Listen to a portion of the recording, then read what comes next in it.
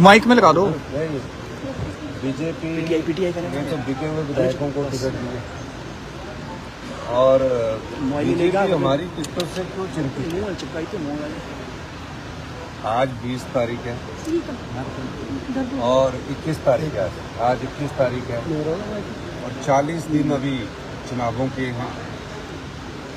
हमारे जो टिकट है उसकी प्रक्रिया चली हुई है और निश्चित तौर पर जल्दी ही टिकटों की घोषणा कर दी जाएगी।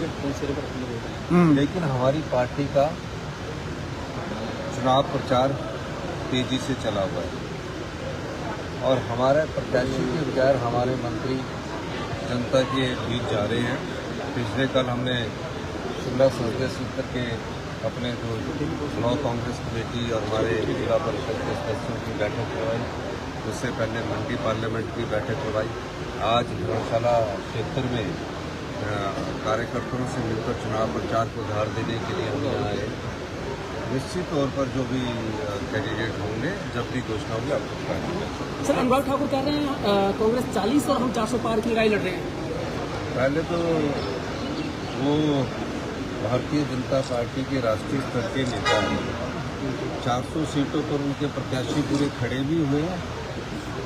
ये एक नारा है, मतलब 400 का मतलब है कि वो 543 सीटों में 400 में उनके पूरे प्रत्याशी खड़े हुए हैं। वो एक नारा है, वो नारे के सहारे अपने कार्यकर्ताओं का मनोबल बहुमत प्राप्त करने के लिए कर रहे हैं।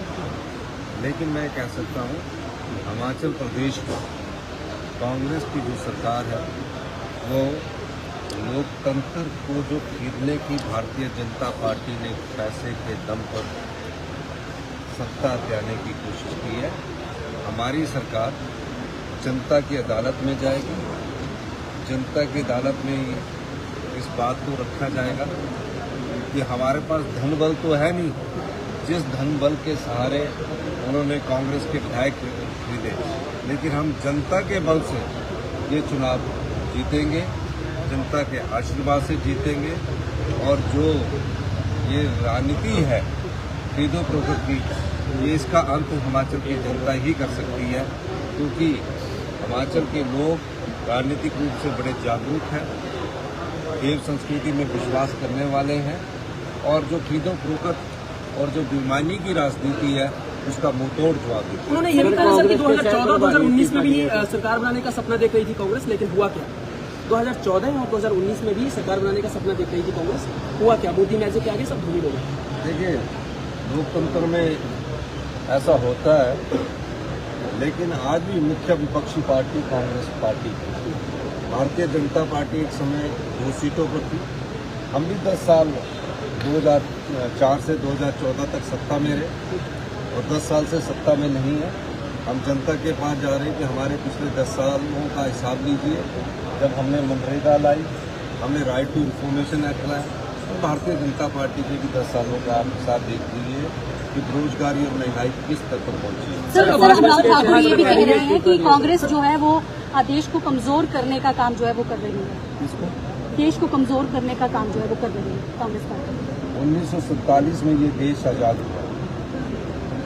ये देश के लोकतंत्र को मजबूती किसी पार्टी ने दी है और देश की सुरक्षा को किसी पार्टी ने मजबूत दी है, वो कांग्रेस पार्टी है। और देश की एकता और अखंडता के लिए कांग्रेस पार्टी के 2 प्रधानमंत्रियों ने अपनी जान तक दे दी, तो वो देश को कमजोर करने का काम कर रहे हैं। आज जिस बात को अनुराग ठाकुर जी कह रहे थे, उनसे ये पूछा जाना चाहिए कि इस देश को लोकतंत्र को मजबूती के लिए कांग्रेस पार्टी ने नीतियों में बदलाव करके मजबूत लोकतंत्र की नींव रखी, जिसमें पंचायती राज संस्थाओं में महिलाओं को 33% का आरक्षण भी दिया गया।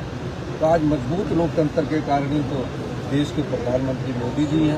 अनुराग ठाकुर की सूचना है। सर, प्रदेश में महिलाओं के प्रति अपराध बढ़ रहे हैं, 2 घटनाएं पालमपुर में देखने निश्चित रूप से मेरे को इन घटनाओं का मैंने समझा। सर, सहप्रभारी भाजपा में शामिल हुए हैं, क्या कहना चाहेंगे? सर प्लीज, चलो कोई बात नहीं।